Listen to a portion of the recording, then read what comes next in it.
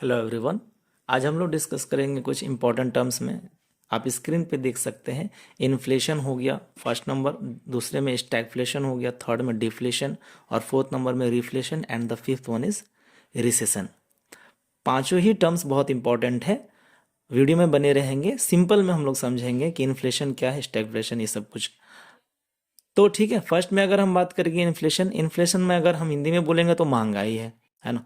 इसमें क्या होता है, केसेस आपका high price in unchanged demand. Unchanged demand मतलब डिमांड आपका सेम रहता है लेकिन प्राइस में आपको बहुत ज़्यादा इंक्रीजमेंट देखने को मिलता है ना। उसको बोलते हैं इन्फ्लेशन।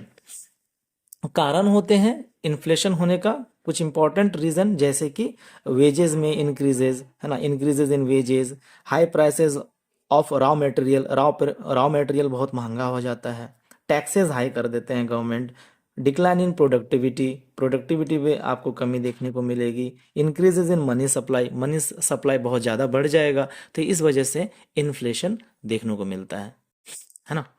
दूसरे में आता है आपका स्टैगफ्लेशन। इसमें simply high price and unemployment rate, इसमें प्राइसेस भी हाई होंगे और बेरोजगारी भी बहुत ज़्यादा होगा। इस केस में स्टैगफ्लेशन देखने को मिलता है। आरबीआई के अकॉर्डिंग इंडिया में 1% ही चांस है स्टैगफ्लेशन का, मतलब बहुत कम चांस है। तो ये कहीं ना कहीं गुड न्यूज़ है आरबीआई के अकॉर्डिंग, है ना।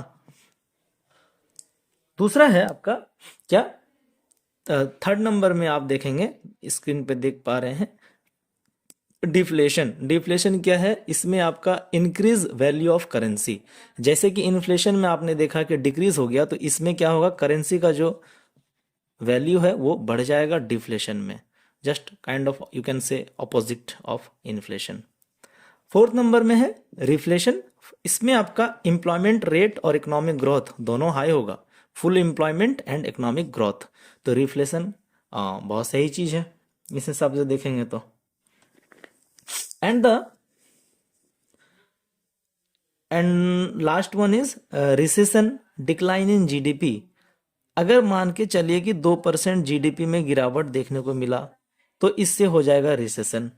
जैसे एग्जाम्पल आपने कोरोना टाइम में देखा था कि अलग अलग कंट्रीज में रिसेशन आया हुआ था, वो जीडीपी के गिरने की वजह से, जिससे हो जाएगा आपका इकोनॉमिक ग्रोथ बहुत स्लो। कारण है जैसे लोअर प्रोडक्टिविटी होगा, लो इन्वेस्टमेंट होगा। तो ये चीज़ है, आपको इसी को हम लोग रिसेशन कहते हैं। तो ये सब कुछ इंपॉर्टेंट टर्म्स इकोनॉमिक्स में एग्जाम्स में हेल्प करेगी आपको, तो कॉन्सेप्ट क्लियर रहता है इससे। नेक्स्ट वीडियो में हम लोग और भी इंपॉर्टेंट टर्म्स के बारे में डिस्कस करेंगे।